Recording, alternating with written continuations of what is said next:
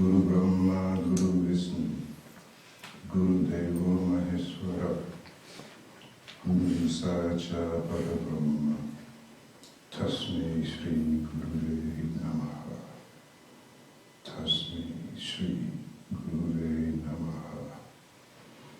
Homage and prostration to Sadguru, who is Brahman and giver of supreme bliss and of divine knowledge, who is Amin-Ra, the one and only one without a second, vaster than the sky, infinite, eternal, beyond all time, space, and causality, beyond the three gunas and their modifications, the dispel of darkness and the bestower of light, the supreme preceptor and incarnation of divine grace. May thou leadest us from the unreal unto the real, and from death unto everlasting life. Namo Guru Vaya. Om Shanti Shanti Shanti. Amen.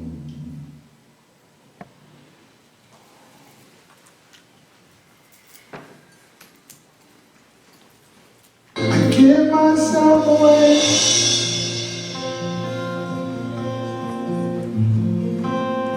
I give myself away so you can use me. I give myself away.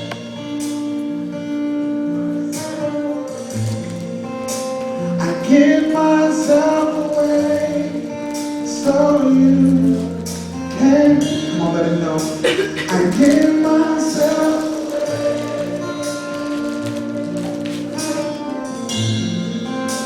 I give myself away so you can use me. I give myself away. What would happen as a generation embrace this? Come on, tell me. Here I am. Here I am. Here I stand. Lord, my life is in your hand. Lord, I long to see your desire revealed in me. I give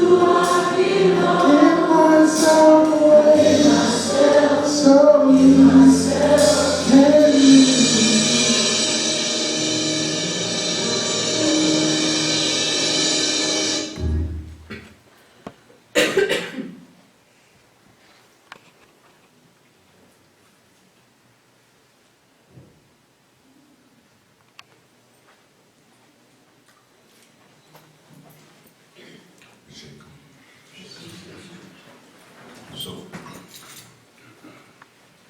what shall we discuss today? Oh boy, I should have known that. She has control of the mic, so helpless I can't help. In some of the cool groups you have been talking about the 4 goals of life, and I wanted to specifically know about Dharma and this good luck, and my prayers being in this honor of good luck. And how could that be, and what do I do? Good luck with that.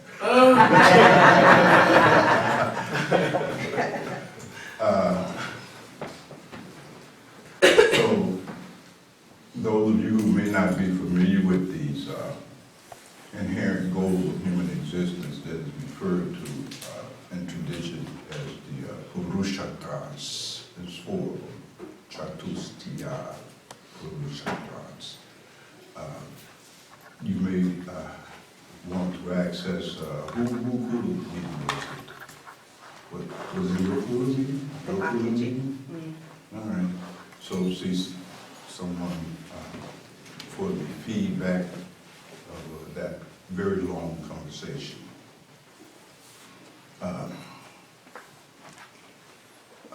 Your questions about Dharma. And so it's hard to appreciate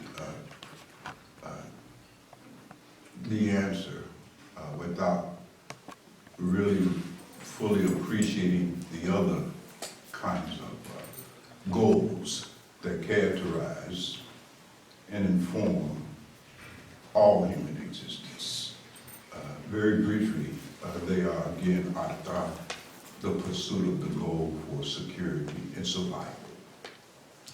Everybody seeks security and survival, principally in the form of food, clothing, shelter, bodily comfort, health.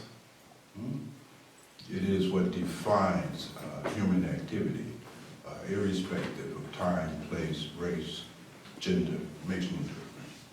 Even animals, to some degree, are also driven in the pursuit of these kinds of goals at the level of instinct. Then very briefly, there's karma, the pursuit of joy, sukha, pleasure, and the avoidance of pain, sorrow, dissatisfaction. And that can cover all kinds of things, from entertainment to reading, studying, listening to music, all kinds of things can fit in that category of human pursuits, vocations, you name it. Karma will consist of any activity that you are engaged in that has nothing to do with the survival of the body in terms of food, clothing, shelter, and health. Anything else you're doing usually falls in the category of karma. And keep in mind that in the goal of our thought is included all your possessions and your relationships, because you pursue those things for the sake of giving yourself security. You get a husband to help you get a house. You see what I'm saying? So forth and so on, and vice versa. So even your relationships very often can be used for the fulfillment of the goal of our thought, or those relationships and possessions can also be used for the satisfaction of your pursuit of karma. Are you with me? Your children, everything can be included in these two basic categories. Now that pretty much characterizes most of the activity that you can observe among human beings. Dharma is a unique activity in the sense that Dharma is a kind of strategy or way of being that you resort to for the sake of getting the help you need to fulfill the other two desires. Are you with me? So it can take many forms, from superstition to rituals to ceremony to voodoo, all kinds of things, you see. It even takes the form of quote-unquote religion, you see.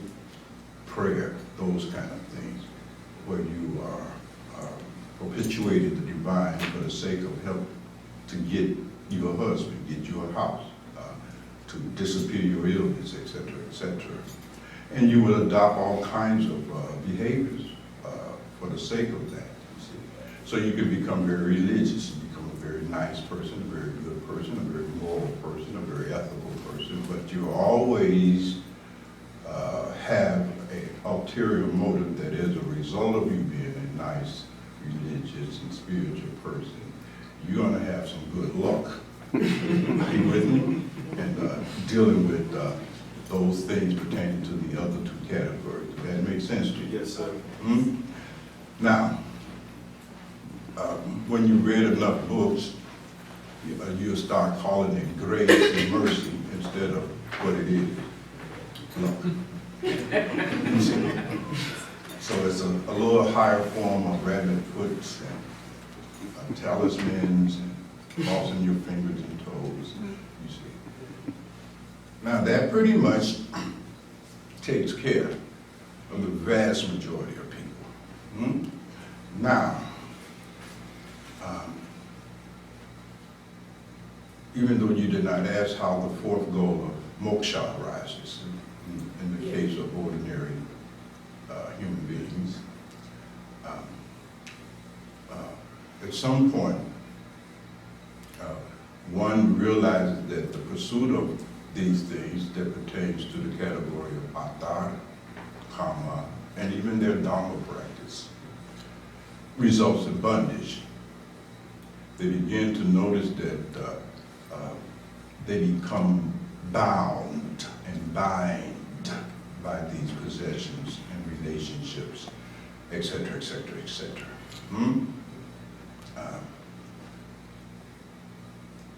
Clearly you can see a house, food, clothing, shelter, and your insurance policy. That's about all of your check. If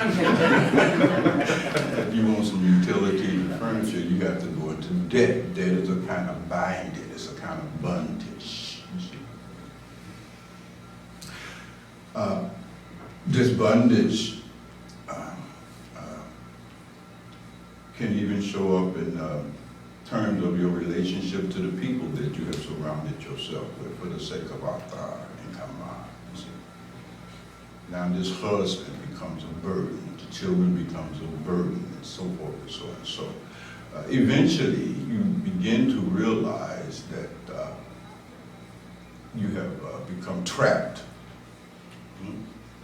in these very things that you pursue in your hope that you will be made happy, you see. And you discover that even when you get what you want, you never got what you wanted it for. And not only did it turn out to be unsatisfying, it also is binding. You see, we can't get rid of these kids. You can't reverse the process. You're stuck with it, you see, and so forth and so on. And there arises in you a desire to be free from this bondage. That's the rise of moksha, the desire to be free from all of this mess that I've created for myself. You find that the most painful part of the bondage is that you lose your own self. You become absent in your own right. You can't be yourself, because to be yourself is a threat to the security. Are you with me? So forth and so on. And so there arises this impulse and desire to be free. That's moksha. Now, people go about all kinds of ways to fulfill that desire to be free, from alcoholism, some form of addiction, workaholism. I mean, there's all kinds of ways they go about trying to relieve themselves from the agony of their ego bondage. Are you with me? Yes, sir. But alas, those ways are always transient, temporary. It does not last. So eventually they become stuck.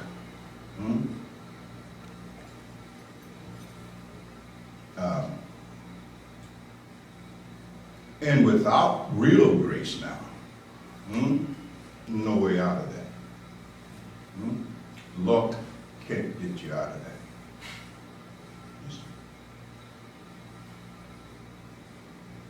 So much more can be said about it. Does that help you some?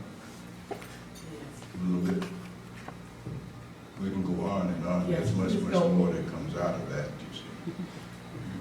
Because even the idea that, okay, I see that I'm bound and I want to be free from that. But again, I'm resorting to praying for that freedom because I see that I'm not in control of it. But is that wishing for good luck again?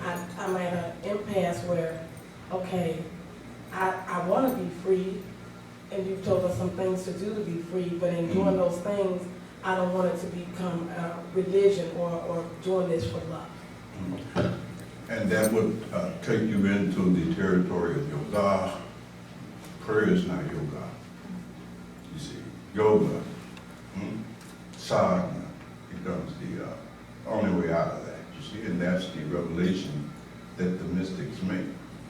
And they say that the solution is not your prayers, not your rabbit foots, and so forth and so on. That you must cultivate detachment. Rajya is required.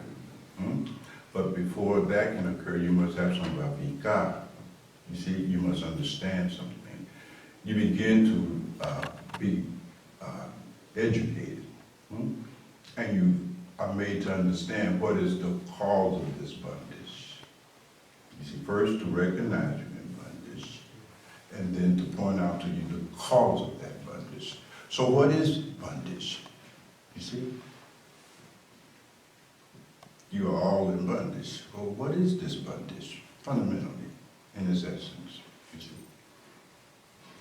Well, the mystics say that bondage, ego-based, this ego bondage, is the experience of pleasure and pain resulting from your looking upon yourself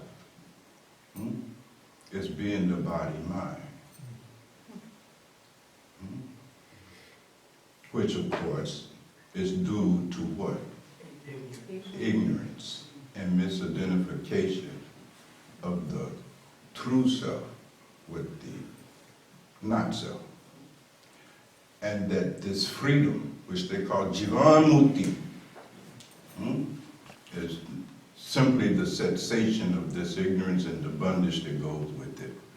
Jivan Mukti is the liberation from that cycle while living. So they articulate for us a whole process, means, methodologies, etc., by which this detachment and some other things begin to arise that enables you finally to be free of that bondage, you see. Because the more attached you are, the more you will be bound. Am I right? Yes, sir. And so when this knowledge has been assimilated sufficiently, when you have understood, radically understood, the cause of your predicament via the process of saravana, manana, etc., you all familiar with that kind of language. You become a sannyasin. Sannyas occurs. So sannyas then is the culmination of this desire to be free. See, when moksha, the desire to be free, becomes mature, what we call attama, you see, ultimate. Because there's different degrees of detachment and desire to be free. For instance, when there's a loss of a loved one, a sudden death, or you lose your job, or your husband walk out on you, your wife sues you for divorce, etc., those kinds of experiences do create a kind of detachment in the moment, but it does not last. It is what we call manda virajya. It is weak. You see, it is weak. So the detachment has to be at least of the intermediate level, what they call madhyama virajya, intermediate level. It's not the ultimate, it's not uttama, but it's intermediate. Follow me? And that level of detachment, again, is the result of saravana and manana. You see, you can't get there through prayer. Prayer belongs to the manda level of virajya, the weakest level of detachment. You see? Very weak. So you have to at least have virajya at the level of madhyama, intermediate. And that is a kind of detachment that is grounded in understanding, because you have removed some of the ignorance that was the cause fundamentally of your bondage. You see, ignorance of your true self. Through the process of saravana manana, you begin to get knowledge of yourself. Still intellectual, you see, but it moves you to another level in intensity for sannyas, you see. And then, of course, there is the uttama virajya. That's the ultimate level, you see. It is at that level of virajya that you witness when you see these men and women enter into the monastic life. They become monks, you see. Now, some who have achieved uttama virajya, ultimate detachment, you see, have gone beyond manana. They've gone beyond jhana. Jhana means knowledge. They have gone from jhana to bodha. Bodha means experience, you see. They have experienced the reality of their true self. And they go forth, as the Buddha said, they go forth. into the Dhamma, you see. Some, however, remain householders, you see, and let that pralabdha karma have its way. But they know the same thing that the one who has gone forth understands. So they remain in these situations, but there is no attachment. You see, they're not interacting with things and people for the sake of being happy. You see, we can go on and on and on and on and on and on and on with this thing. But sannyas, you see, begins to occur in this moksha, when this desire for liberation matures.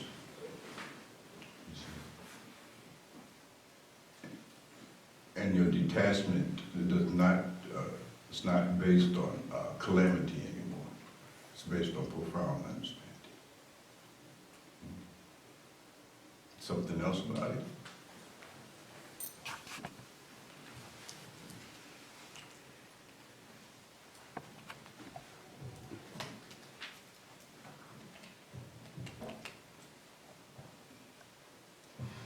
This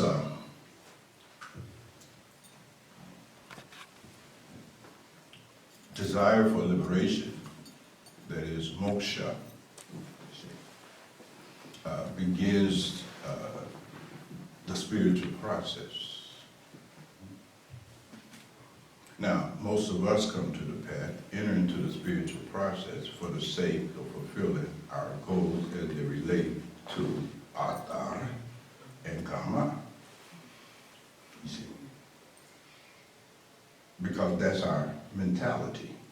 You see, we have been using all kinds of things to help us satisfy our goals relative to atta and kama. And so this just becomes another means. And when that fails to result and you're fulfilling these goals, well, that's the end of your spirituality. And that happens for a good reason, too. You may find that interesting. Every goal has a means by which that goal can be achieved.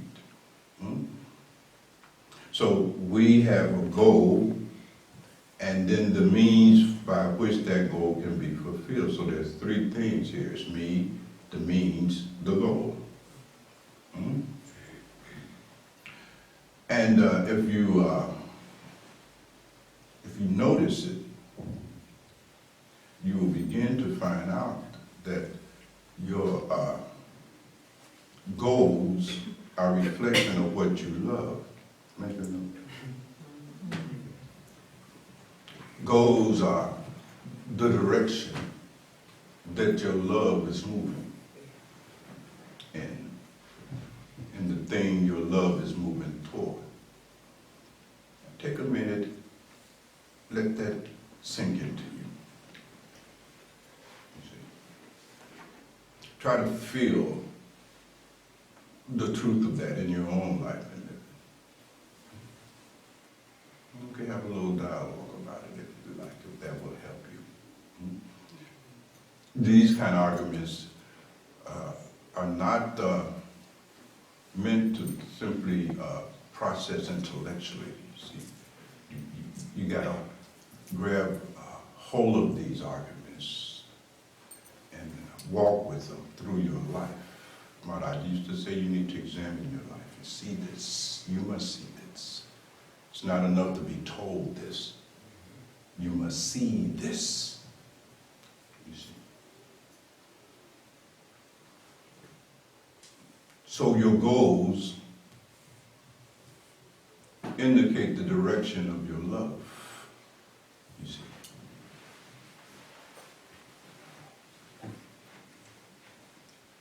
And you pursue them out of that love.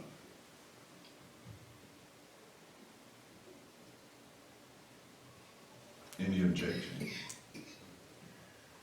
Now, don't be calling me tonight. I'll be sending you no emails.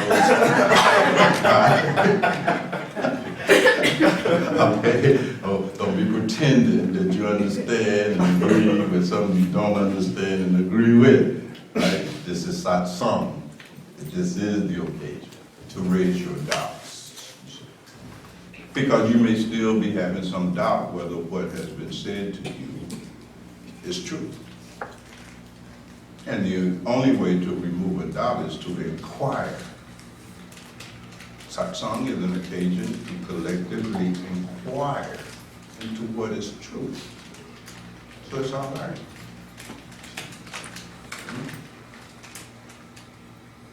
So, the radical statement being made to you here is that your goals are reflections and indications of the direction and movement of your love.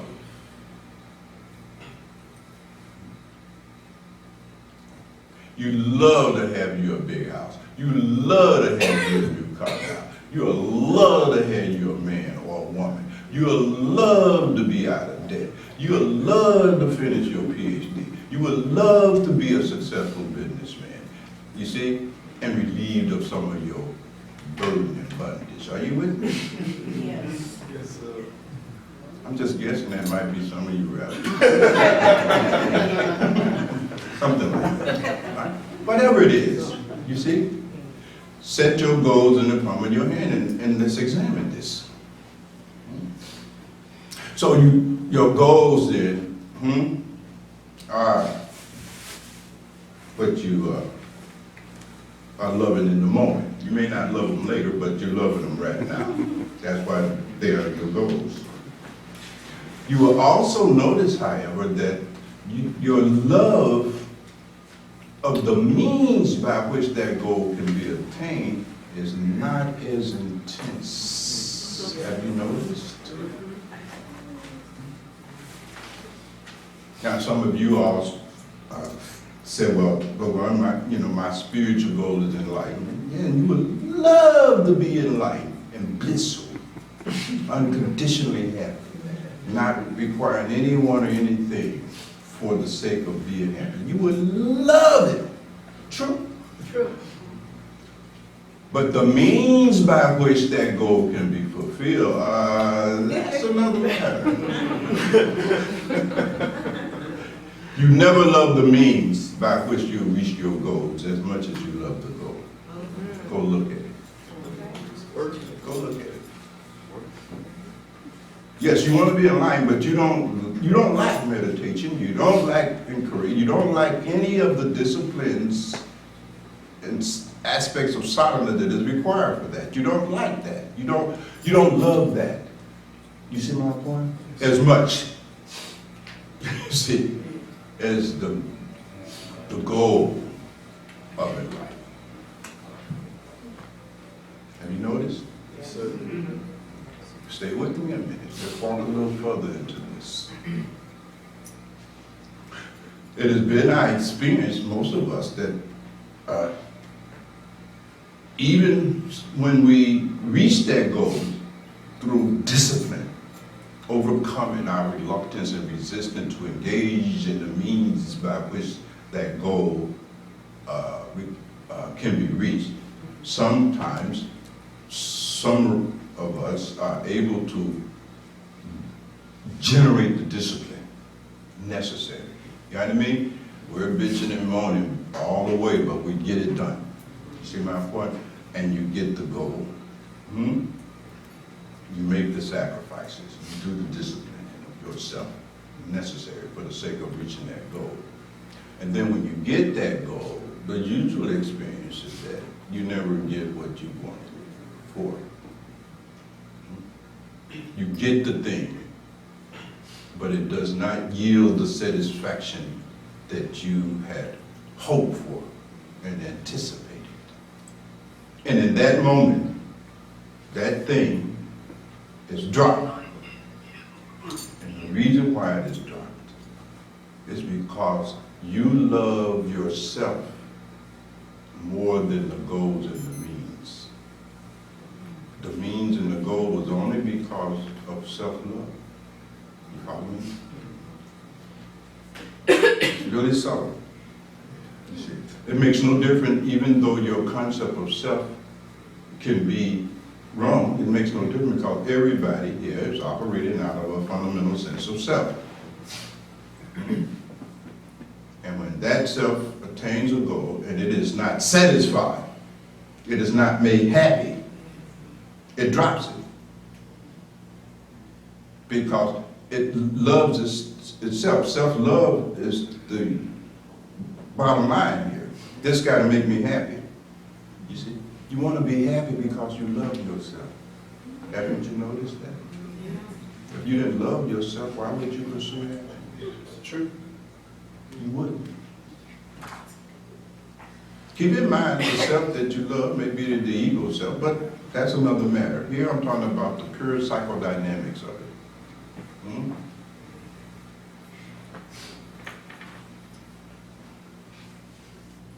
In fact, you can only love yourself. Notice this.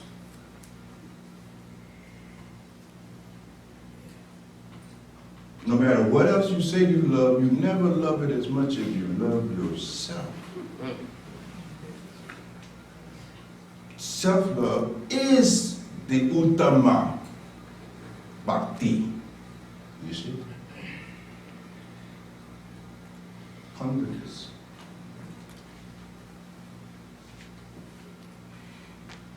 Now you begin to see this trap that is bondage, because if you are operating out of a sense of self based on ignorance and the misidentification with this body-mind, right? You're going to love this body-mind more than anything and anyone. Is that right? Yeah, sure. She said no. You love somebody else's body-mind more than yours? I do. I love my children more. Yeah, but they're only an extension of your own sense of self. That's why you love it. Good point, though. You're moving us even deeper. You can only love yourself for that which you see as yourself. Okay. I can agree with that. Identify with. Okay. Make sense? Makes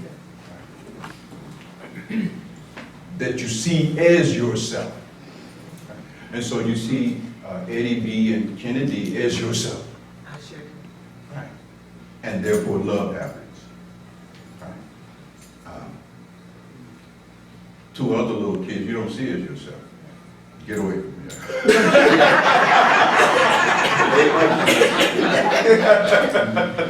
So you can begin to see the fallacy of the intellectual who is out here saying, I love everyone. That's not possible unless you see everyone exactly as you see yourself.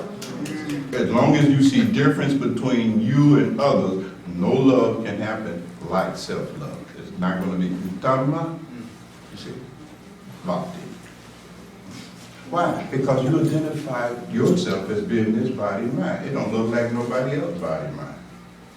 Is that about right? Yes, sir. But Bhagwan, What?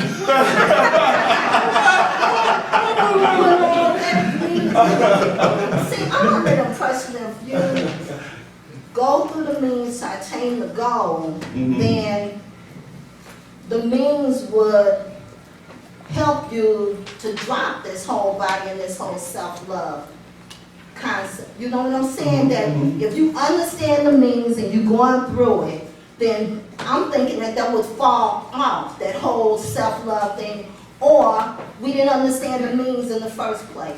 Well, what happened is that, now you're probably talking about the spiritual goal, I presume. Right, the spiritual goal, Right, 'cause right. you know, that doesn't apply to them other goals, we know that, right? Right. But the presumption is that the spiritual goal is the means by which you pursue that goal, the means will, right? But Right. what the means will destroy is your false identification of With self. yourself.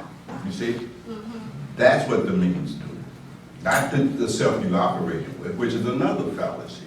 You think that the self you are experiencing is going to become enlightened. No. That self don't become enlightened. right? At all. It gets annihilated. You see?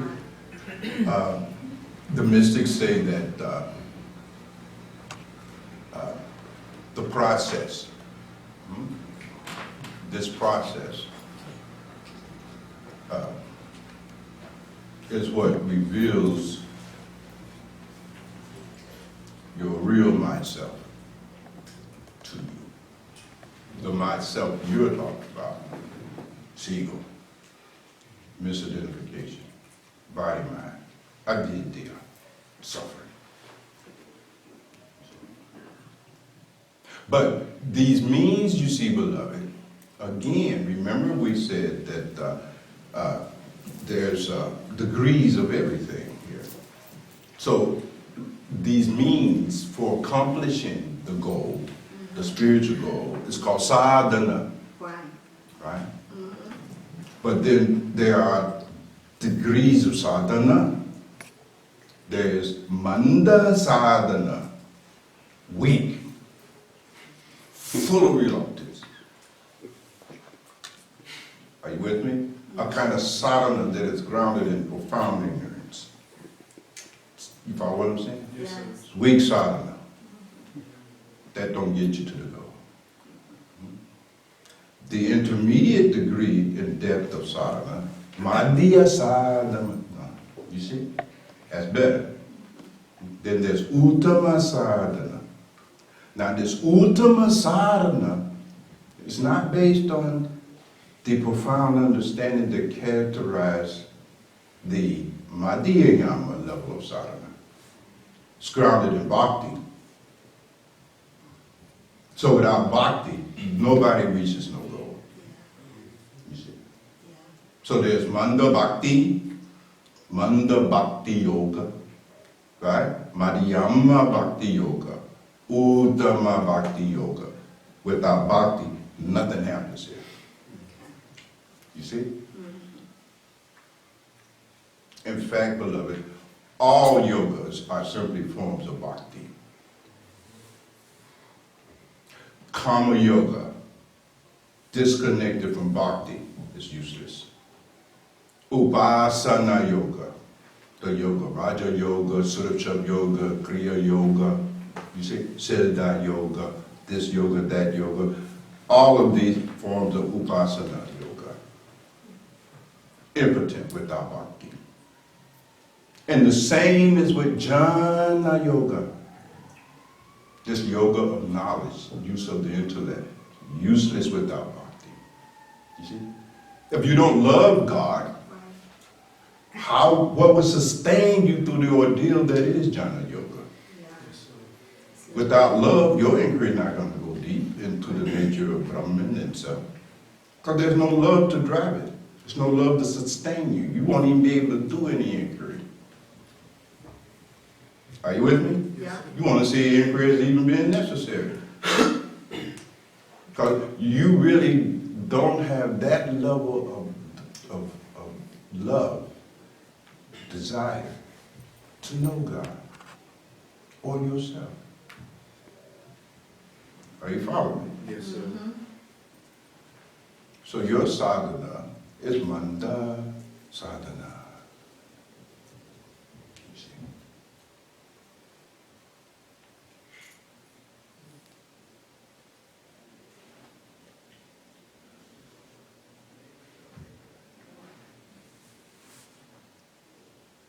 And so what do? When we are possessors of manda bhakti, you try to keep the company of a real bhakta. Satsang. Keep the company of the bhaktas. That's how you get bhakta. Will the means eventually help you to love God more? You can't even do the means to a degree that will have any result if you don't have love first. You see? See, this whole notion that there's an alternative to bhakti has to be destroyed. Get that out of your mind.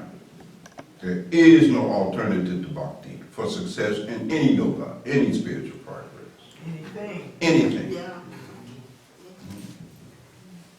Love is the force that unify things.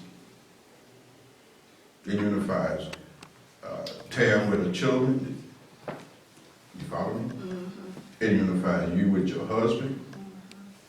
It unifies you with the divine. Love is the only force known to exist that can pull that off. You can't get there from your head. And that's what you're trying to do. You can't philosophize yourself into that state. You see? Can't think yourself into that state. Okay. You had enough? Say uncle. Say uncle. You heard me loud and clear? Yes, I heard you, yeah. So these are just a few things about where your question leads.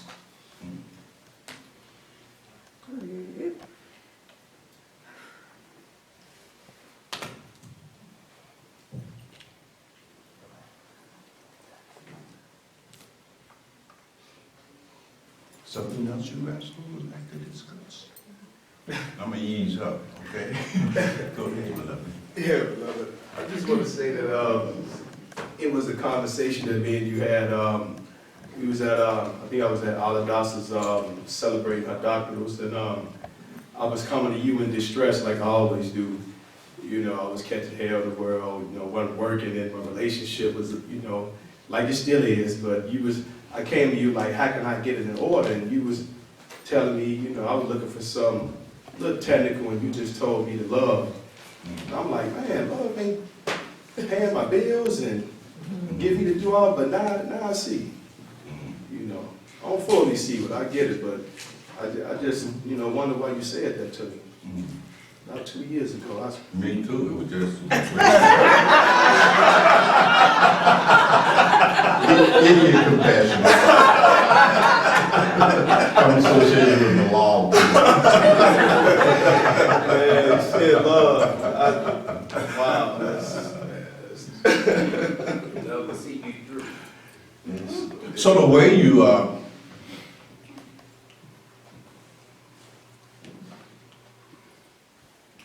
begin to cultivate this thing called Bhakti,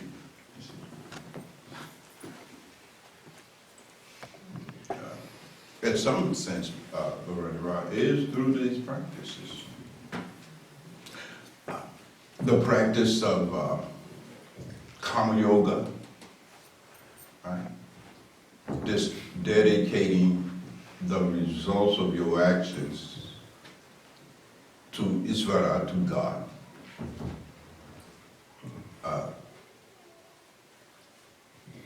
That's the highest form of Kama Yoga.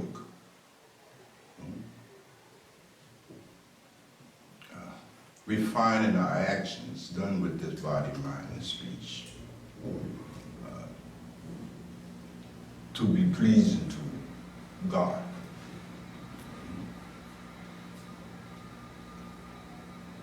And that's work for all of us.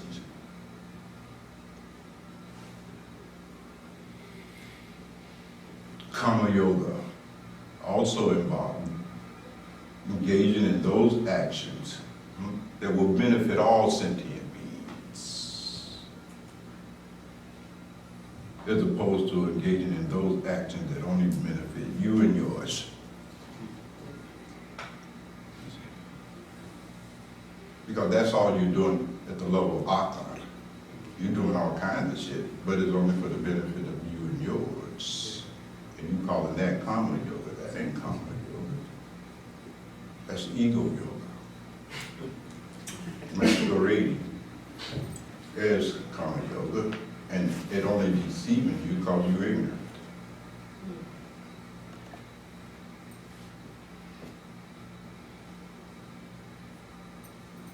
So Kama Yoga is profound.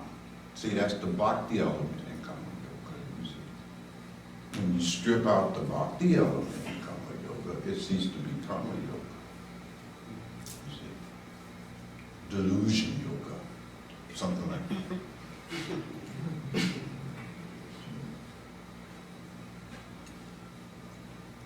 Karma yoga is also those actions and activity that is puja. Puja, you all understand puja? Worship and praise and adoration of the divine. How many of your actions at the level of body, mind, and speech are devoted to adoration, worship, and praise of the divine? You praise yourself and Barack Obama or some other hero on Wall Street. See? That about right? Yes, sir.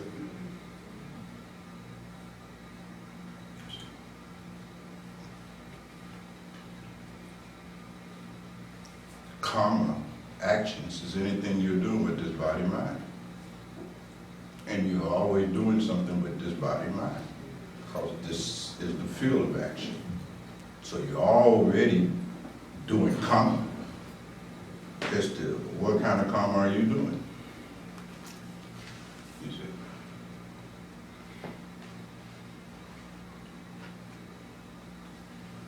And so it goes on and on and on. You know, I'm not going to wear you out with that, you see. But there are some fundamental forms of karma yoga. Panchakarma yoga, 5 basic forms. Yes, brother? Sure.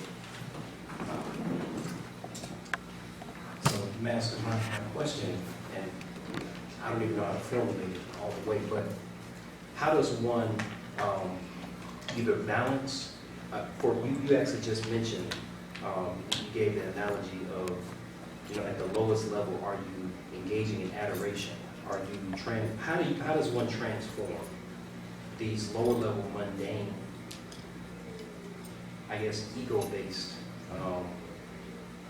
things that one does for a living into that which cultivates it up to the higher level? Well, when you begin to understand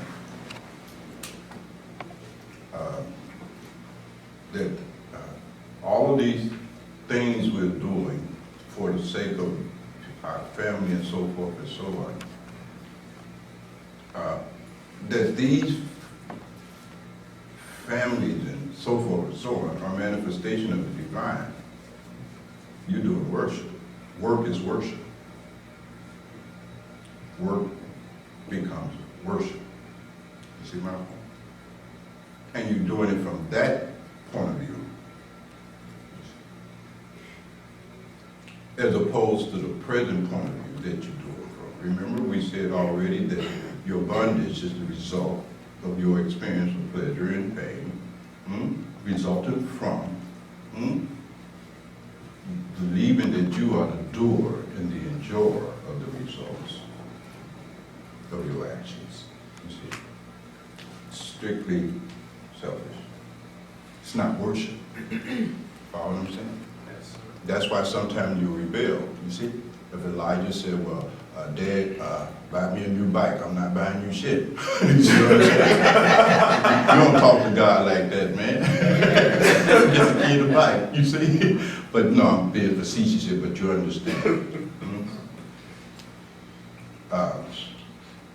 And that's a higher level. You see, and you can't do that without Bhakti. You see, you can't do it without understanding. You see, just like you can't love that which you don't understand, you certainly can't do any kind of karma yoga at this level when you don't even understand the people you're around. Are you with me? So you have to understand more. And to do that, you have to Sravanamanana, inquire. You see? There is no other way. You see? So these sages said that, they see us all as themselves or manifestations of the very same thing. You follow me? Made of the same stuff, the namaste type of thing. Like when we say namaste, that's what your namaste or your pranam is supposed to represent. But it's virtue. Or you do it for the Lord. Look upon it as Solomon. You see my point?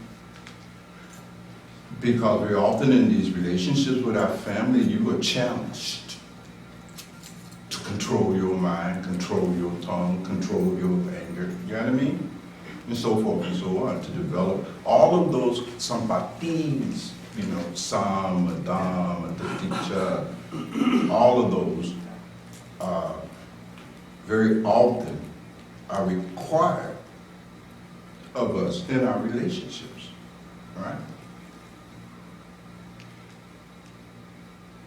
To control our anger so that we don't beat our kids to death, say something that'll break our wife heart. You know what I mean? Control that. So relationships can be seen as a context for sadhana. Are you with me? Yes, sir. A place to practice, you see, offer the man. And the development and the cultivation of these qualities. A situation that allows us to purify our minds. It depends on your understanding. Our understanding dictates our perspective. Are you with me? If your understanding is superficial, your understanding is mundane, then they simply become means by which you can achieve some form of self-gratification or self-aggrandizement. That's it. And that's full of comfort. That's why it's so hard. See, it's hard to do it. You see, because it goes against your ego. Hard to be married for 50 years. Hard to, you know what I mean? To do this. Hard. Yeah, hard. Straining. You see? Wear you out. Anything you do with love never wear you out. Right. Anything you do with love never gets on your nerve. Never frustrates you. Disappears all of that. Are you with me? Yes, sir.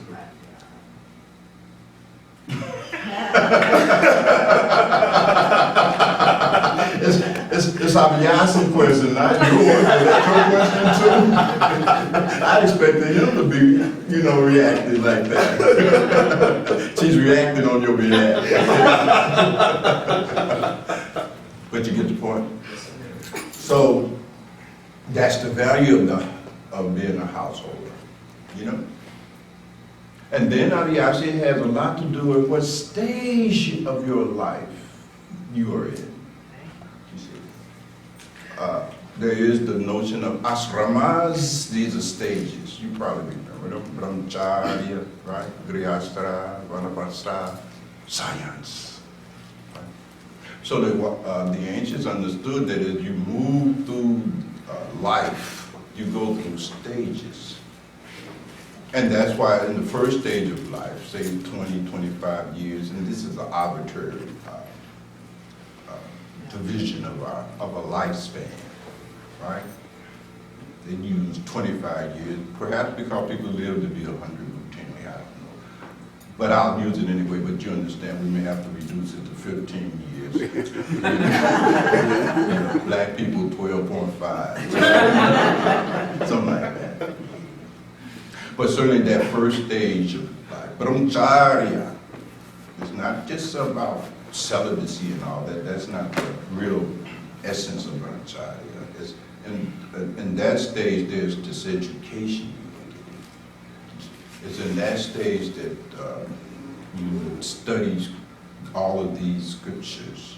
You see, that's the stage of Saravana, Manana, and all of these things. Those are the years you spend with the guru in an ashram, you know what I mean? Getting knowledge, get knowledge about the nature of life, the nature of reality, you see, before you start doing life. Are you with me? Yes, sir. Brahmacharya.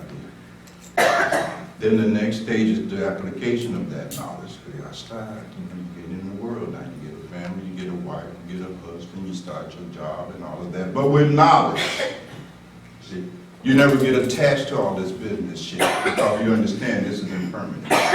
You don't make it into the sole source of your hope of being happy. Because your period of brahmacharya had disappeared this kind of ignorance. You follow me?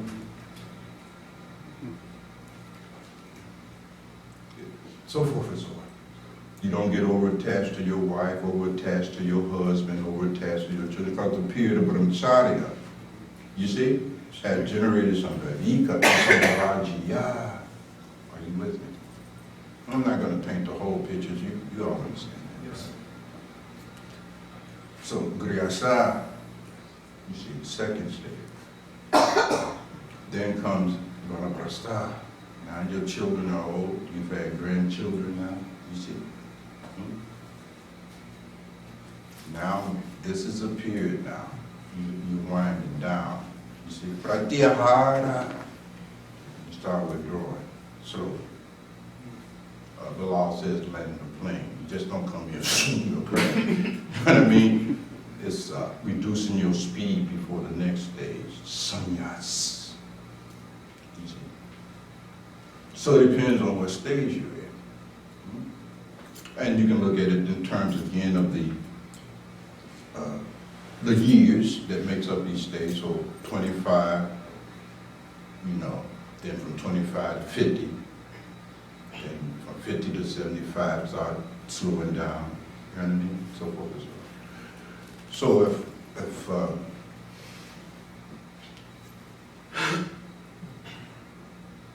So if we are trying to start a family when you're 60,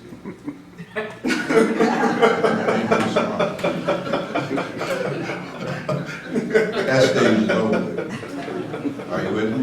Yes, sir. You're not supposed to be starting a family, you're supposed to be withdrawing, getting ready. You see? Like we're out of sequence. Or going to school. I mean, it's all kinds of things. And I'm not mocking that kind of thing. Don't misunderstand me. But the point is, you know what I mean? There's stages, ashramas. And those stages are there for specific reasons, you see? Because this body-mind deteriorates over time. It started deteriorating when you came out the womb. Yes, sir. It deteriorates in terms of just the flesh and so forth, but mentally, emotionally, all of that stuff starts descending. You start losing energy. And there's some things in life that require a certain amount of energy. You see, acuity, clear thinking. You are 55 years old, senility is setting in. You can't even take no senility.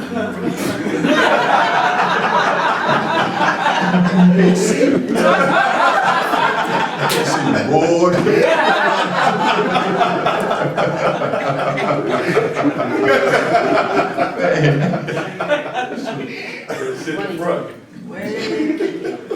So, ancestors understood that. Mm-hmm. Ancestors understood that. Even getting married, they understood. You know, you do that at the most innocent stage of your life. But once you lose your innocence, it's going to be rough to fall in love. Because now you know. So a certain kind of innocence and ignorance is required. It's okay. You're 20, you're 19, you're 20, now get married, here's your wife, get going.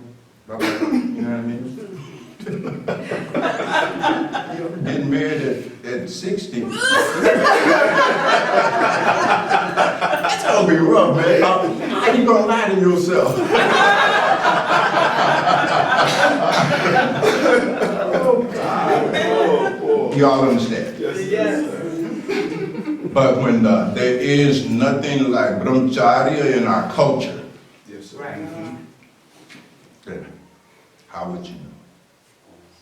You see, the very way our culture is structured does not factor in anything that pertains to the science and development of a human being. So we're all over the place. You know what I mean?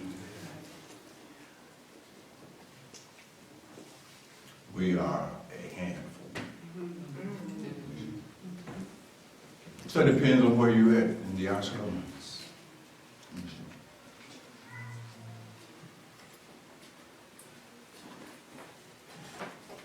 So sannyas is getting ready. This is going to drop. Sannyas is getting ready. It's no longer living in denial about it. You see my point? It's getting ready. It's making the transition now while living.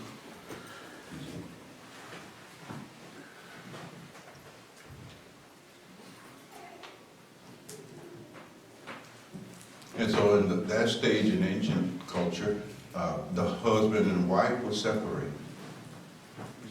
When they enter into sannyas, they separate. Because they understand we'll come together, we'll come apart. This is basic life 101. You see my point? So they just separate. She goes to her hut in the forest, he goes to his hut in the forest.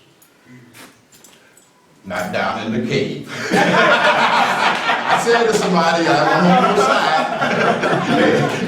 Go to that damn forest, man. Do the real deal. And they begin a higher level of karma yoga. You see, because as you move through these stages, your karma yoga also evolves.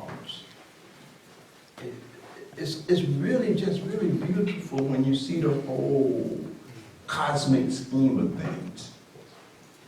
So the wife goes, and she's been through the same process. She's had the same education. She knows the same dharma. You see what they call, in India at least, the Sanatana Dhamma, the eternal truth. You know what I mean? In Africa, we call it Ma'at. Everybody do Ma'at. Ma'at symbols all on cups. You go there, remember we go to Africa, right? On the cups, you see Ma'at. On a piece of cloth, Ma'at. You know, Ma'at. Everybody understood that. The process, the harmony. You see? And they will become rishis. You hear the talk of rishi? Male and female. Now their karma yoga is teaching the Dhamma. So they do their teaching. And students come to them. Students will go into the forest, to the rishis, to the sages. Male and female. Are you with me? That's where the Upanishads have their origin. It's from these rishis, these forest dwellers. You know what I mean? And when you read them, you can get a sense of that. You know what I mean? They'll go to the Gurukula. You see, go to the rishi, sit. And he or she will give them that knowledge.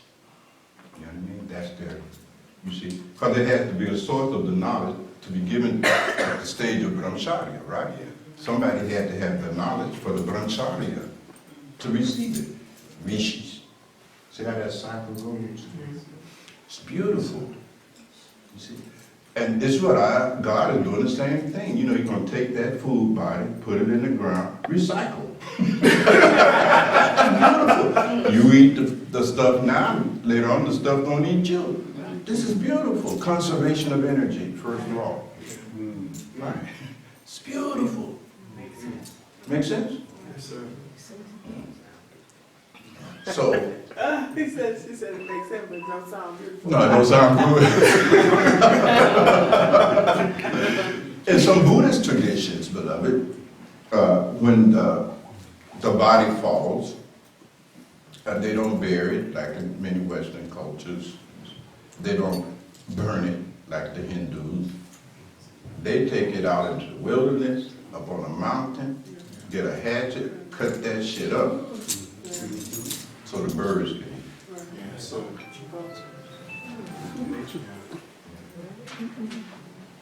What a way to go. Food. And even you hear that sometimes they say that we should be food to one another. Yes, sir. And that didn't mean cannibalism. Some tribe down in Brazil got it wrong. It don't mean eat be food. So it's really a beautiful thing, you see. But I digress. Someone had something else running. Kamar, you had a question that disappeared. Anyone else? Yes, beloved. Based on what you said about the stages of may I sit since I'm in that last stage?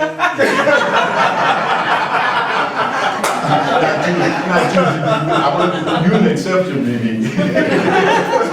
Bilal said you're an eternal teenager. No, go right ahead with your question. It's not, since you said our culture has not been as Eastern cultures or other traditions where people are born knowing, the brahmachari and all these different kinds of stages. So having not done that, then there seems to be some catching up to do or some revisiting or something. So what would be, for example, if you are introduced to the teachings when you're already in the second stage or in the third stage, what then would be the procedure or the process for that particular individual who was seeking liberation? To become absolutely serious. Serious is a hard thing. You know what I mean? Hair on fire. And it can be done, you see. The successor to Guru Nanak in Sikhism, you see, was Guru Angad. Guru Angad was 83 years old, succeeded. I got a chance. Hair on fire. Serious, you see. And very oftentimes, that's an advantage because you've done the rest of the stuff. And what else is there to do? See my point? It sometimes makes withdrawal, from click-clack and cool-song easy. You know what I mean? Because the body can't do all of these things no more. So hence, you don't have to discipline. You know what I mean? Because the body can't do it. It can't go out dancing every night. See my point? And so forth and so on. You can't chase this man or that woman anymore. You see? So sometimes it can work as an advantage, you see. But whenever the grace of God comes, you see. And remember, I'm not talking about love, I'm talking about grace now. Whenever it comes, that's the right time. It's always the right time. There's no mistake about it, you see. And the advantage is that when you're a little older, you're more mature. Or hopefully. You know what I mean?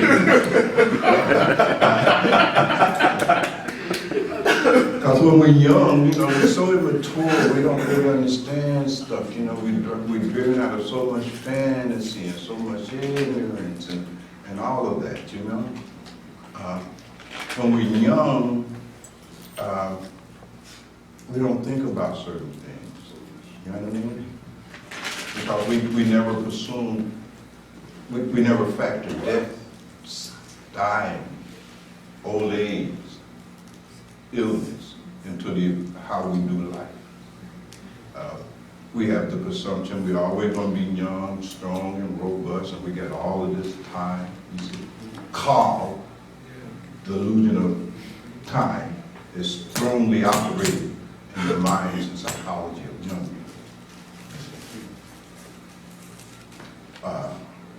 But when you start getting older, you know what I mean?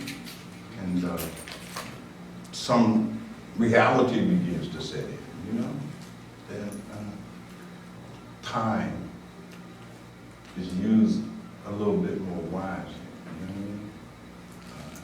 begin to economize your time and energy to some degree.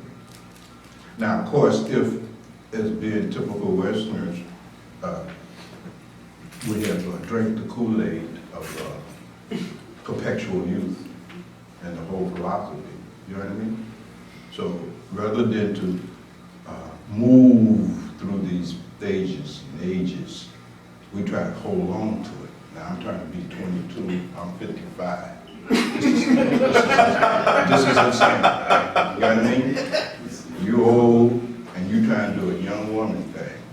It's crazy. You old, you trying to do a young man thing. Follow me? I know. That's immaturity. Yes, sir. Or you get stuck in the adolescent stage, right? But now, because we go through adolescence, that's another stage. That's the stage where can't nobody tell you shit. And you get stuck in there. Now you're 75, nobody still can tell you. You know what I mean? So you get stuck in these stages. Because in the West, they're glorified. Be young forever. You know what I mean? Don't do what nobody tell. I mean, it's the message of the adolescence. Be your own guru. You don't need no guru. You don't need to read no script. You understand? Adolescence. Teenagers don't think they need their mom and daddy. Everybody else.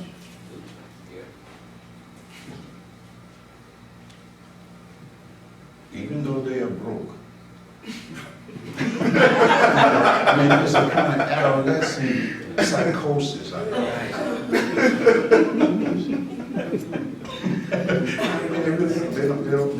they feel totally capable of surviving independently.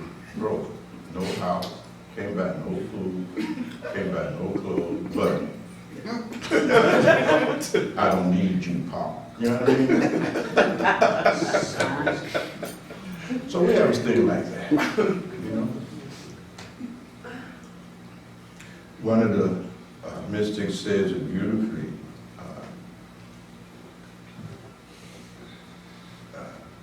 He said, the best thing about this world, no matter what culture you are in, the best thing about this world is that there is suffering. Suffering is the best thing about this world. True. Why? Because suffering will show you don't know what you're doing. Your suffering is a sign you don't know what you're doing. It's immediate feedback. You get graded moment to moment. Hey. Are you with me? Yes, sir. Suffering, unhappiness, misery, sorrow is the best thing about this place. Because we can talk to one another and lie to one another. Man, I know what I'm doing, and you should do it too. We can pretend and all of that, you know what I mean? But when the lights are out, you know where you at. You're not happy, you're suffering, and you're trying to do all kinds of things to be happy and to not suffer, and ain't none of it working. So clearly, unless you're a fool, you must conclude that you don't know what you're doing. It's just the only logical conclusion you can come to. Don't you think? Yes, sir.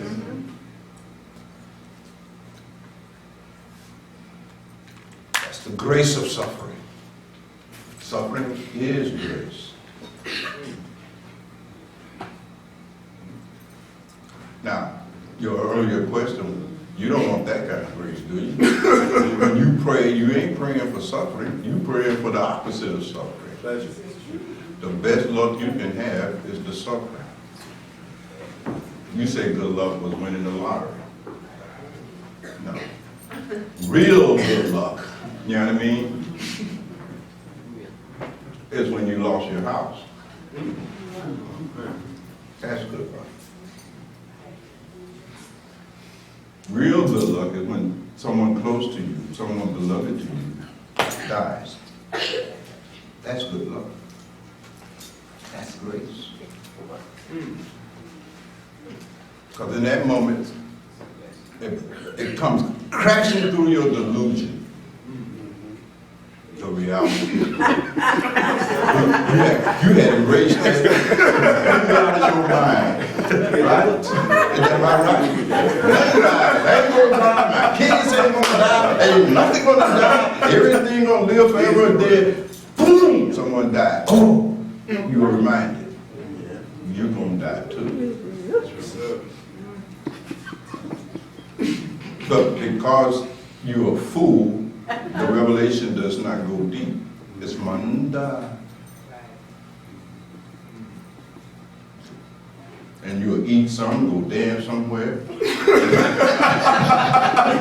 smoke some, and get that right out of your mind. You're gonna wipe the reality of death right out of your mind. Is that right? Yeah, back at it, you see?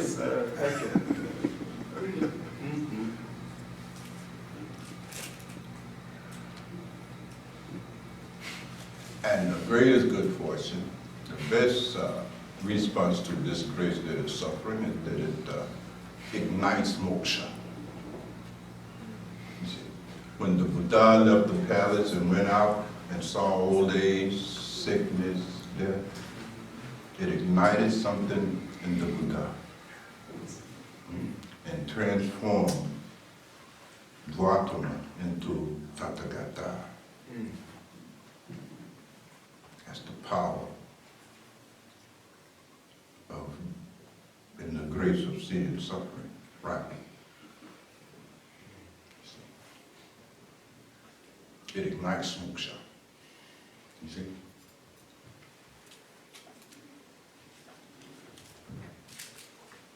Something else to say about it? Why y'all talking about this such morbid stuff here? Mukachi. Yes. Of course. Sure. Your husband has intimidated you. Woman's scared to talk to me. Yes, beloved.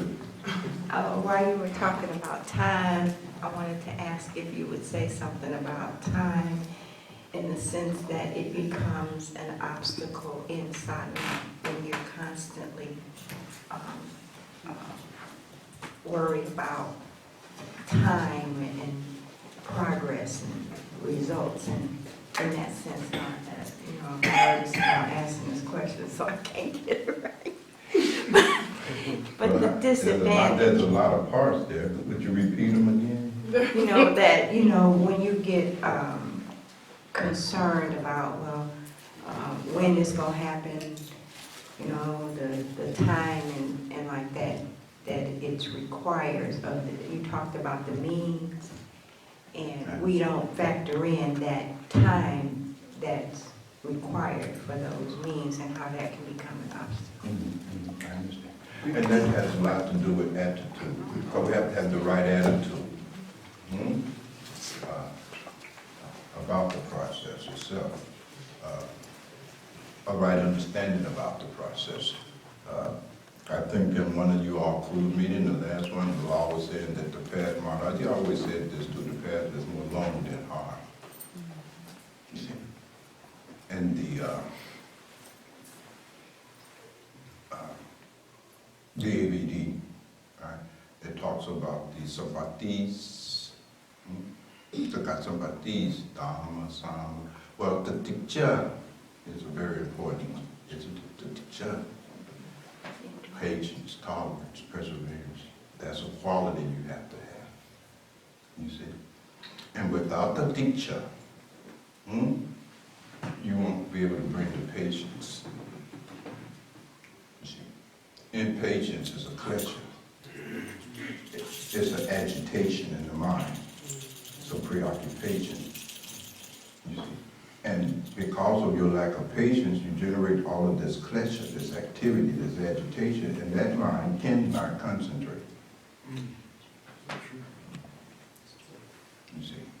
So hence the need to cultivate based on understanding, you see. Teacher. Teacher also means a kind of tolerance, right? the kind of ability to endure, you see, and so forth and so on. It requires eventually faith, Shabd, because a lot of this impatience and anxiety, when. So it's a sign of lack of Shabd, insufficient faith. You see, it's like kids, kids are like that, aren't they? They can't wait, you know what I mean? You see, you tell them, I'm gonna buy you some popcorn when we go over Aunt Mary's house. The moment you finish saying that, the kid, let's go. When are we going? I mean, Yes, sir.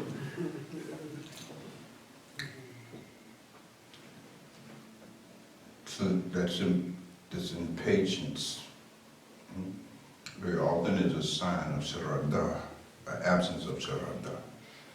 And where there's the absence of Shabd, there's going to be doubt. You see, so a mind full of anxiety, doubts, how can this mind be made calm? So the first thing that in the process that is associated with Vedanta, with Bhajan yoga, the cultivation, some controlling of these thoughts. Because all of that is just thinking. The anxiety is not coming from the outside, and it's not an object like this thing here. It is an activity, it's your own mental activity. It's your own thinking. So those thoughts have to be replaced. So you have to trace the thought, the thinking, what's going on, you see, and replace that. And that's a little more advanced practice. Because then you're dealing with your vasanas and these latent tendencies now. You see, there are good thoughts and vasanas, and then there's bad vasanas. And I'm only using that language to distinguish between those thoughts that are useful in moving you toward the goal and those thoughts desired that are not useful. So you have to take the initiative and make the effort to control that, how you're thinking.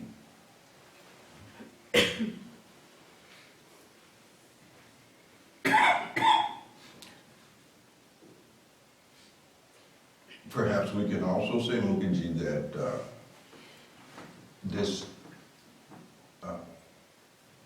concern is based on the misidentification with the body, because this is what's running out of time.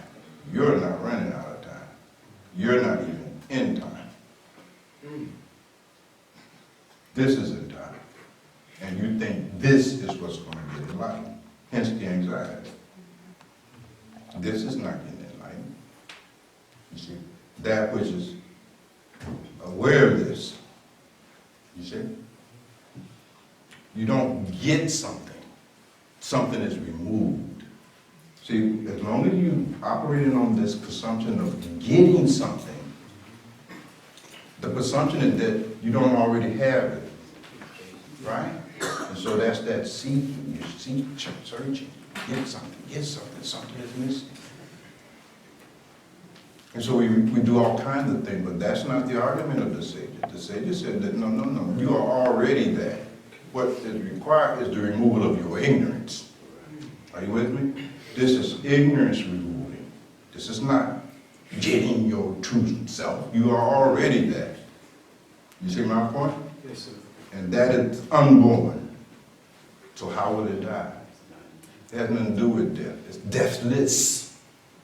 Are you with me? Yes, sir. That Twamasi, you are already that. It's your ignorance of being already that must be removed. So you're worried about when and how soon. It's simply a sign of profound ignorance. And we all suffer from that, right? but it's ignorance. And that cannot simply become a doctrine or some dogma and merely intellectually true. There must be some Buddha. You see, you must experience it. The truth is that the only solution to all these myriads of problems that we will have in the world and on the path and all of that, the only resolution to that is to realize who you are. There is no other solution. There just isn't.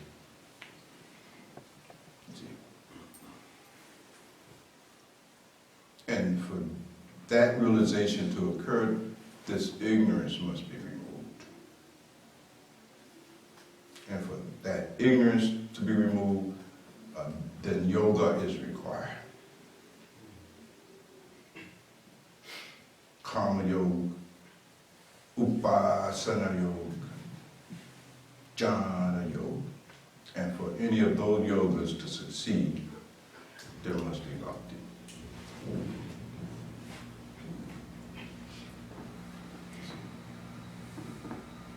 There must be a desire to overcome your ignorance. But that won't happen as long as you are in denial about the fact that you are ignorant. So that's the first step. Then the humility, the acknowledgement that the one that you think you are is ignorant. And you have to be down with that. All the way down. Not, I'm ignorant about some things, but not other things. No. Your ignorance is total. And what is the proof? Suffering. Your unhappiness. Your seeking. See, if you was already happy, then why are you seeking?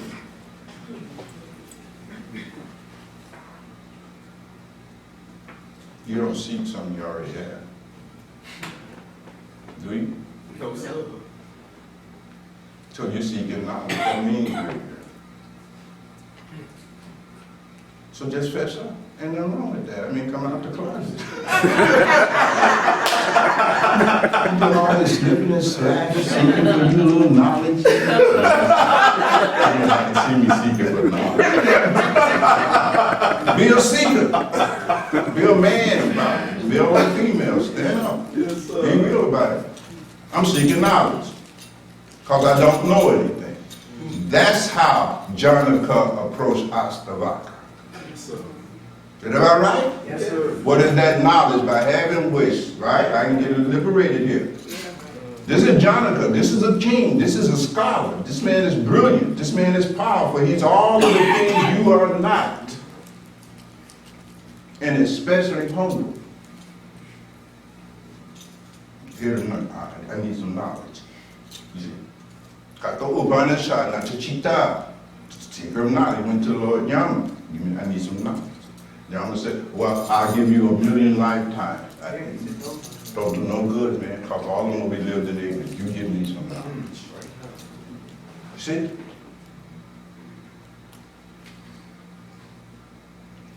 Gotta get home. And that's the hardest thing for the ego-bound person to do. It's like death. It's like suicide. Because you really are convinced that you know what you are doing for the sake of being happy. And what is this path that these gurus point out to us? Simply to mean by which you can have all those goals fulfilled. They don't say run away from any of that. They say here's the way to fulfill all 4 of those Purusharthas. This is the way you fulfill. go wrong. Come self-realized, and they all get fulfilled. Jivan Mukti, body undivided. Deha Mukti, when the body drops. It's beautiful. It's beautiful. What a deal. When we say, I'll take two.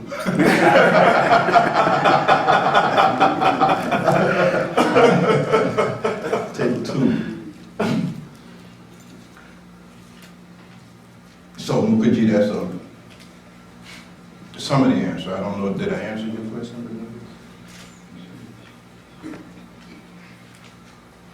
So the only way to solve your anxiety about time is to transcend time.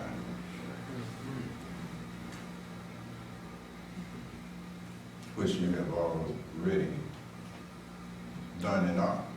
I realize. Right? Yes, sir. That's all mind stuff. So in Susuti, where's your anxiety about how long it takes? There is none. Right. So, since anxiety is not always the case, then this anxiety can't be real. It's an appearance. Adiaropa, it's a snake on the rope. It's not real. Maya. Because it's not there in Susuti. True. So it's mind in there. It's not there because there's no mind in Susuti. Where there's mind, then you have it, right? So go beyond your mind. It won't take long for you. I said go beyond your mind, not out of your mind. I would keep an eye on your wife if I were you. You may have a problem here, man.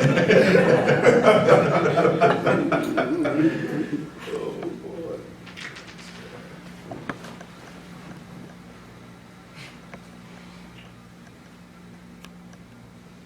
What else can I say about all of this that has not been said and said much better than I can say about all these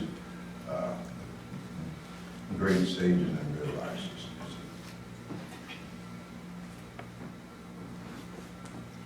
So my little commentary pales into insignificance here. I'll say it like you. Hmm? They better than you. Well, that's a matter of opinion.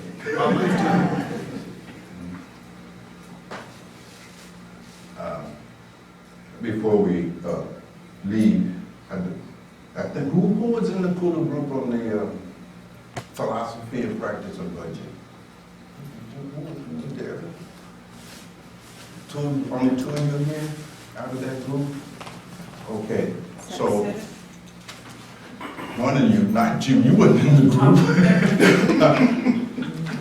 No, it was a Kula group and they were exploring and going into part of this methodology that has been offered as it pertains to Shabd yoga, budget, because that's like Simran and some of the other things are the parts that you really don't like that. You know what I mean? Those are the kinds of things.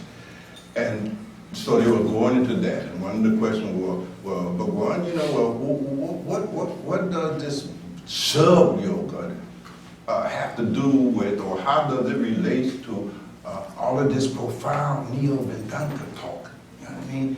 Where it's just enough to say Aham Brahmasmi, you know what I mean? And read the Bhagavad Gita and the Brahma Sutras and just speak myself into a state of self-realization. I can reach realization through rigorous intellection. You know what I mean? Why you got me doing this budget stuff? I don't even like this budget stuff. I don't even do that when I meditate. You know what I mean? What's the justification? You know? And so we had a workshop, one in a workshop, feedback, a conference call. And I was telling them that, you know, you will be surprised, especially those of you for whom Adi Sankara is your hero, because Adi Chankaracharya, you know what I mean, is the guru of gurus in Jnana Yoga. He's the man that said Jnana Yoga, you know, Vedanta, Vedanta, you know what I mean, made it the talk of the town, the talk of the world. It's all in California, it's all over there. Well, they are following in the footsteps of the great and deservedly great, Chankaracharya, you see, the founder of this very powerful movement called Bhakti Vedanta. He brought it back and he did the work, he lifted it up, you know, writing his commentaries on the Upanishads, straightening out all of that profound wisdom, non-dualism, you see. And I was suggesting to them that, well, you'd be surprised, you know what I mean? And there's a particular sutra that you won't hear the Neo-Vedantists talking about very much, because they are anti-yoga. They say you don't need to do no yoga. You don't need to do no meditation. It's enough to repeat Aham Brahmasmi. That's it, done. No yoga is required, no discipline, no yoga sutra, no ahimsa, you see, none of that stuff. None of them angas, none of that. Just read more of this here. You know what I mean? You see? That crowd, the Muji crowd. You know what I mean? Feel good. Mysticism. Feel great about it. You see? But that's not what Chankaracharya has to say about it. So this is just in reference to now. So one of you, Dr. G or Arya Sahib, I'll give this to you, and then you can make copies for the rest of that Kula group. And those of you who might also have some interest in wondering about why we emphasize Shabd Yoga so much, I'll just read a little bit. This is a Chankaracharya writing, and it's called the Yoga Taravali. Yoga Taravali, the perfection of yoga. That is Chankaracharya. It's always in these writings, the first thing they do is they pay homage to their guru. Interesting. In God. Homage to the guru and God. It's Bhakti Yoga. No real Vedantists of the stature of Chankaracharya give any illusion that Jnana Yoga is Bhakti Yoga. It's just an aspect of Bhakti Yoga. So it starts with Bhakti. And it's Mangalacharya, they call it, the invocation. And he said, I prostrate before the pair of lotus-like feet of my revered preceptor, by which was clearly revealed to me the self that is myself, characterized by bliss and knowledge, and which to people are like doctors nullifying their delusion in the deadly poison of transmigration. This is Chankaracharya, your hero, your Vedantists, your non-dualist heroes, you see? The Neo-Vedantists and their sleight of hand, you see? Here's the real deal. He says, there are in the world a lakh and a quarter forms of absorptive attention which have been spoken of by Sada Siva. The Neo-Vedantists don't talk about Sada Siva. That's Shabdism. A lakh is 100,000. So a lakh and a quarter, right? So you can do the math.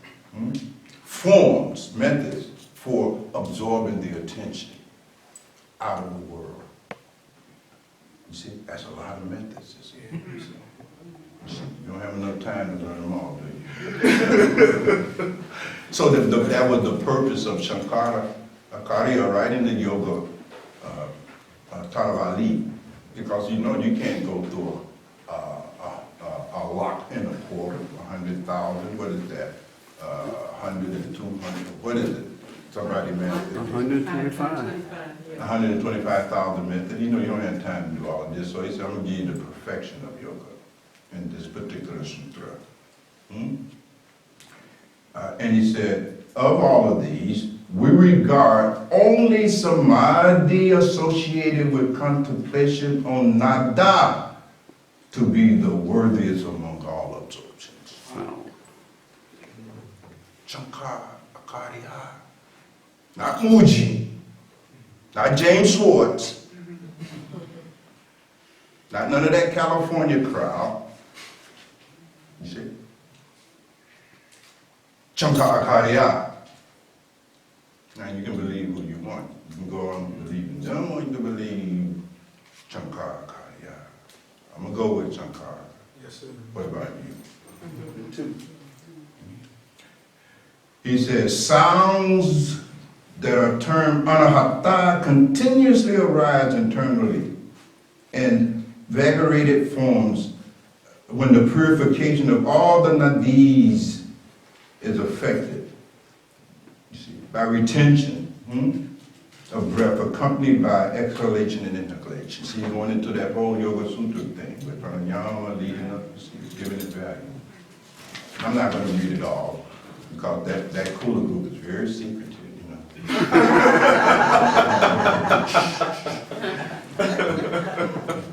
Well, can we all have a copy? Well, I'm gonna let you all make that happen on your own. He says, in the fourth sloka, he says, "Oh, contemplation on nada." I mean, this is deep.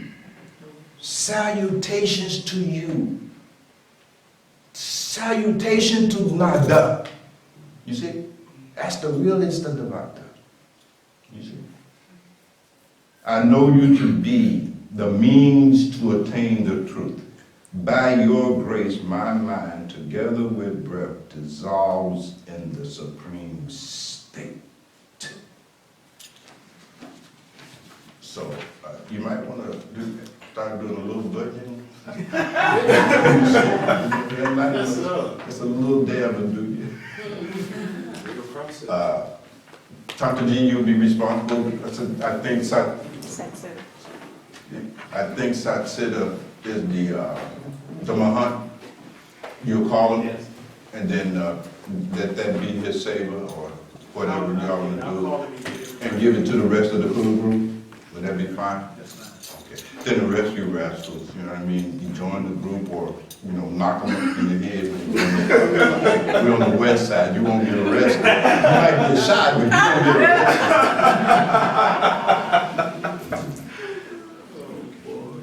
Was there anything else, beloved?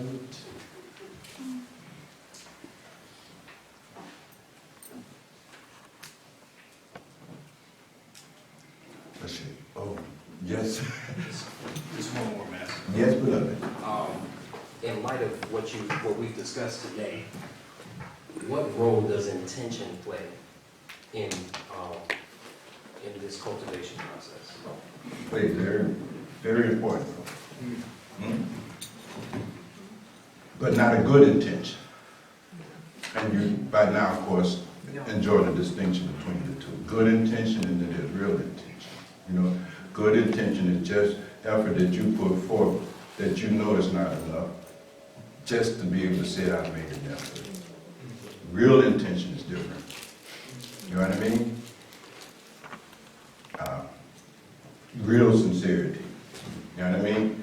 And not fake sincerity, just to massage your conscience. You know what I mean?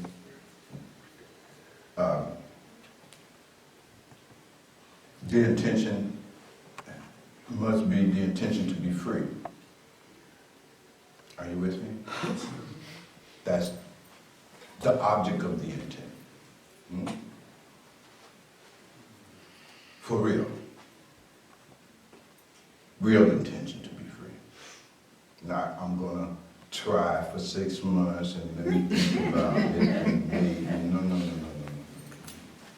That's not real intention. You see? The mystics give many examples in the literature. Some of you rascals in your poetry, you have written and described beautifully what that real intention looks like, feels like. It's when you want liberation more than you want anything else in this world. More than success, more than fame, more than successful relationship, more than anything. You see? Right? When your intention is like that, that's very important. Everything else will be determined by that kind of force you bring. You see? But it has to be like that. You see?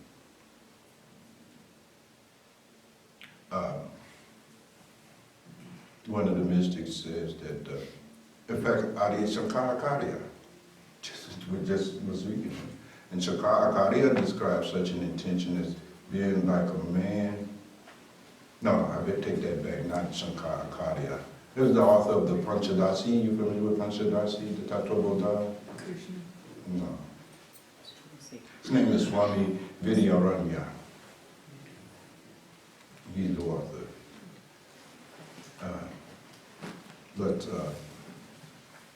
You see it referenced in the ABD probably. You know, they reference him all throughout the ABD. It's Dion Deepaka. You know, he's very, very, very well known and revered. Anyway, he's used the example. He says like a man who is starving to death, starving. You see? And he said, for such a man, you can't give him nothing but food. Now imagine, you starving to death and I say, here's a watch. What that has no value to you. You're starving to death. And I said, well, here's a car of no use. You're starving to death. Well, here's a woman. You might try to, you know. Depends on how many. But you get the point? Yes, sir. Only food. It's like that. You see, when you want liberation, like a starving man wants food, and only food. You see, when you're thirsty, you know what I mean? To the brink. Bread, you don't want no bread, you want wine. You see? And so forth. You begin to see these analogies easily to point them out that we all can identify with. When you want moksha, you see? When you want liberation like that. Moksha. In fact, you'll see in some of these scriptures, where they'll say that these scriptures are not even intended for those without mumukshava. These are for the mumukshava. The teachings are for the mumukshava. The Upanishads are written for the mumukshava, not for no scholar, not for somebody trying to get a damn PhD in comparative religion. And no, it's not written for a person trying to see the relationship between Upanishad and Western psychological treatment model. That's not who the Upanishad was written for. They were written for those who had that kind of intention, mumukshava, right? And they're written in such a way that without mumukshava, you can't even understand them. You really can't. You really can't. And even if somebody helped you understand them, you can't follow it because you don't have mumukshava. You follow me? Gotta be that real intention. And how do you get that real intention? Is the question. Pay attention, and you will get real attention. It's really that simple. Abhiyasi, pay attention to your experiences. Your experience, every last one of them is like a guru. Every experience is in the service of the principle of guru. It's revealing certain things to you. And not just the experiences that make up the Jagrata Avastha, the waking state experience, but also in the Sabhana, you see, and notice the Suzuki, across the Avasthas. These experiences are your guru. They will teach you much. Pay attention to it, though. Are you with me? And so you look at your experience of trying to get that which will give you happiness, seeing that it does not do it. That's in your own experience. That's not something that is just being written in the Upanishads. In fact, if you pay close attention to your experience, you don't even need to read the Upanishads. The Surutis and Shastras are for people who ignore their own experiences. That's all. You see? Because remember, this attainment was possible before there was any written Shastras. Are you with me?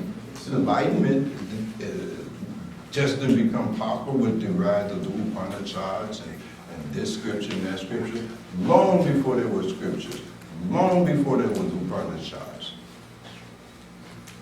There were men and women attaining enlightenment. So it's not scripture-based. That's why in the scripture themselves, they said, stop reading this stuff at a certain point. Know only as much as you need to know to practice. Any more knowledge from the scripture than that is useless. Are you with me? Yes, yes. So pay attention to your own experiences, and that will give you the intent to become free. Guaranteed. Nothing will scare you straight more than really seeing your experiences the way they really are, and not through your rose-colored glasses and your self-delusion and your self-denial. Take them off, see it as it really is, and you will be inspired, you will be motivated.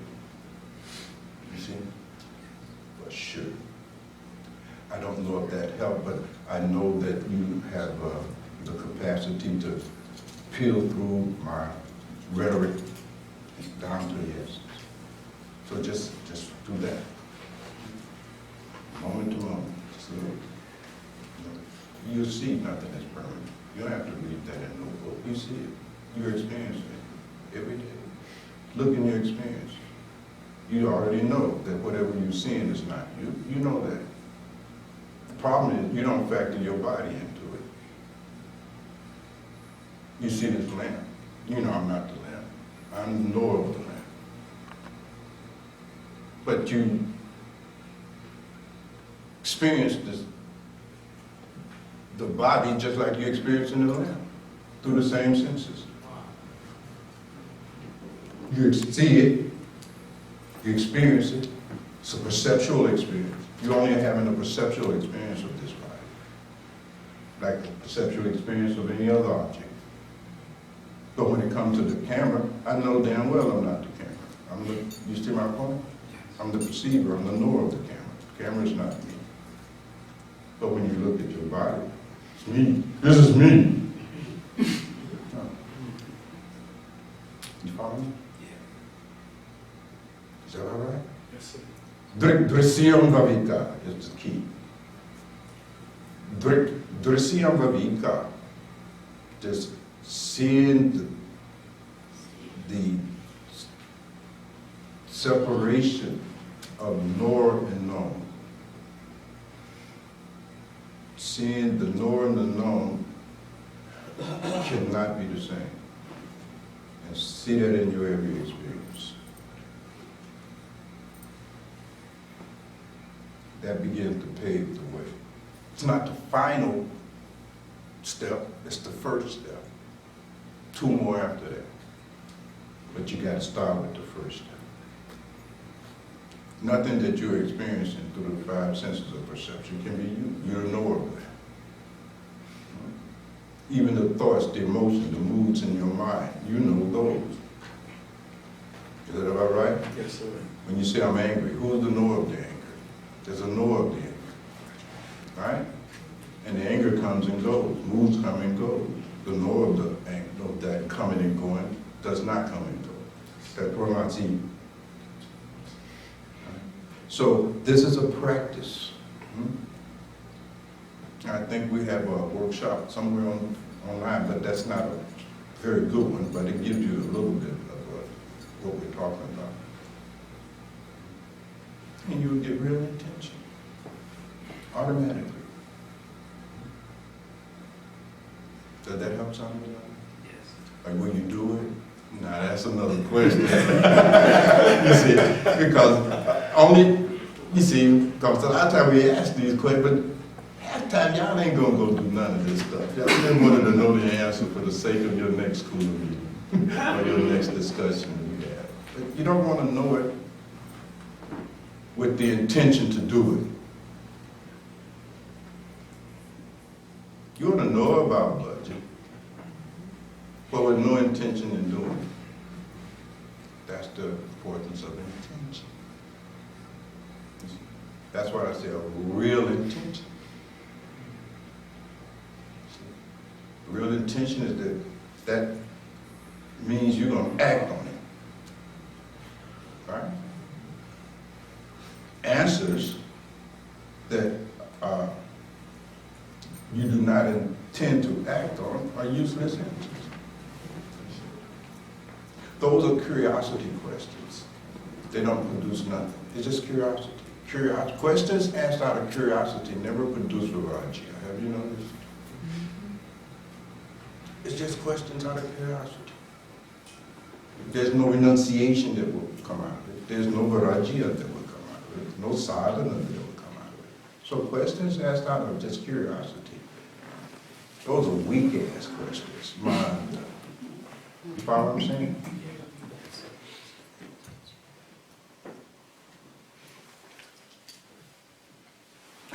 Nasagadatta Maharaji used to warn those who come, said, don't be asked, don't ask me none of that kind of stuff. He'll get mad and he'll throw a little fit. You know what I mean? You say, who let him in here? Why is he in here? You want me to come all the way down and answer this? You know what I mean? Nasagadatta was way out, Buddha wouldn't even address him. It was well known. Buddha had a list, don't ask me nothing about none of these questions. Period. No curiosity seekers. They were bad. Sadhu guys roll. You know what I mean? Only the serious, Mamuksha.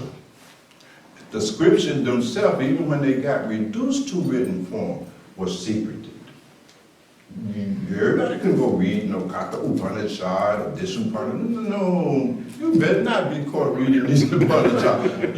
The Mana Samiti, right? Lord of Manu had very severe punishment for those who violated that rule. Catch you, and you're a Sudra, right? So you know you're going to catch you.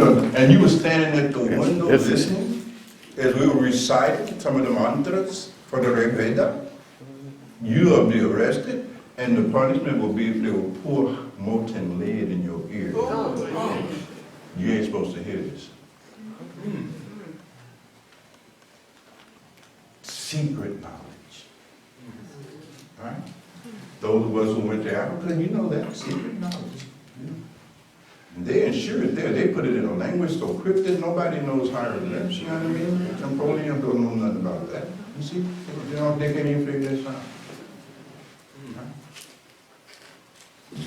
You had to know the secret. You have to be mumuksha. Because you have to understand, these men and women, they did, when they done left their family, they abandoned wealth, they've held one hand up for 12 years, they've gone through all kind of austerities, all kind of suffering to get this knowledge. You know they're not going to give it to every Tom, Dick, and Harry. They're not going to get that knowledge. They'll give you some stuff, but they ain't going to give you the knowledge with a capital T. They're not giving that up. You see? Because they don't work too hard for it. Just like you work hard for your money, you're just not going to be just squandering it. They're not going to get that up. Got to be mumuksha. That's why they put them through tests, ordeals. Are you with me? It's not like you think. You think you could just waltz up Yeah, I am. Can you give me the highest knowledge on the planet? You know what I mean? You know, I get burped and you drunk.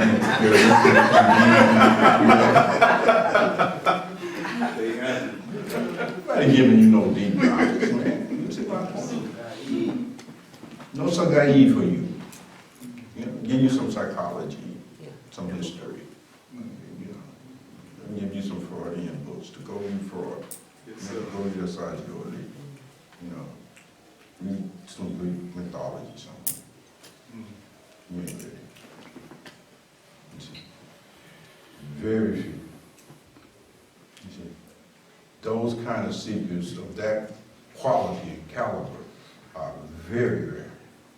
You see, they're more rare than gurus. Gurus are a dime a dozen. Those kind of devotees, that's rare. That is really qualified.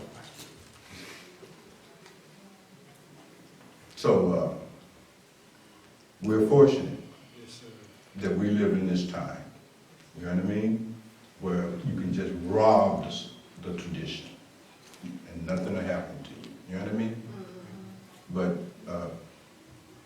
we should nevertheless remember that, but we're getting so easily at the push of a button on the computer. Men and women in the past have made all kinds of sacrifices against it. We mustn't desecrate the Sanatana Dhamma, the sacred knowledge. We mustn't do that. We must remain grateful for it and not take it for granted. And certainly not arrogate to ourselves the quality of seeker that those seekers were. We're not even close. Not even close.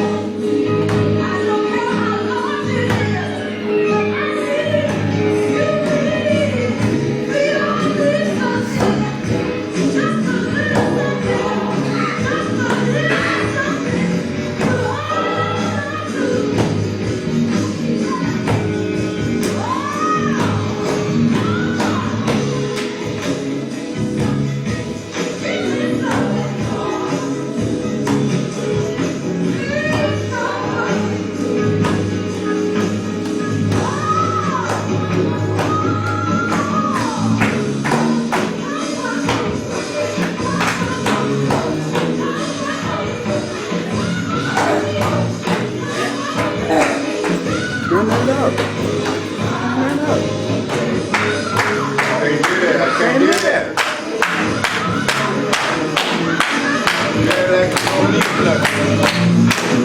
Go around your rear end. Oh, he got there.